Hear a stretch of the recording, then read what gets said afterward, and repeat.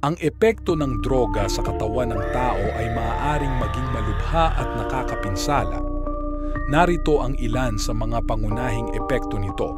Pero bago tayo magsimula, huwag kalimutang i-follow ang aming page, King San Juan, at kung nagustuhan nyo ang mga nilalaman ng mga videos, i-share, i-like, at mag-iwan ng comment sa aming comment section at mag-subscribe sa aming YouTube channel, Healthy Tips, at i-turn on ang notification bell. Now, you won't miss any of our new videos. 1. Physical health issues.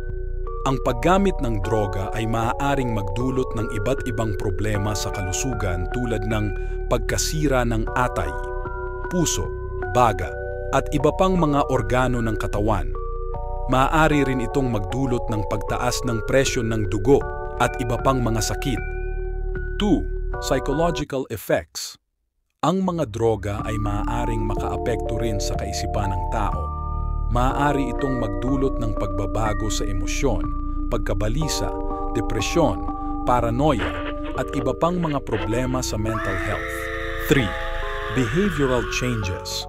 Ang mga taong gumagamit ng droga ay maaaring magkaroon ng pagbabago sa kanilang pag-uugali at kilos. Maaari silang maging agresibo, mapanganib, o magkaroon ng mga hindi kanais-nais na ugali. 5. Social consequences. Ang paggamit ng droga ay maaaring magdulot ng mga problemang panlipunan tulad ng pagkawala ng trabaho, pagbagsak sa paaralan, at hindi pagkakaroon ng malusog na ugnayan sa pamilya at mga kaibigan. Ang mga epekto ng droga ay maaaring maging pangmatagalan at nakakalason sa buhay ng tao. Mahalaga na maunawaan ng mga indibidwal ang mga panganib nito at kung paano ito makaaapekto sa kanilang pang-araw-araw na buhay at kalusugan. Please be kind and share the info in the comments. Click the like button and share this video with your family and friends, so don't forget to follow King San Juan. We hope you enjoyed learning.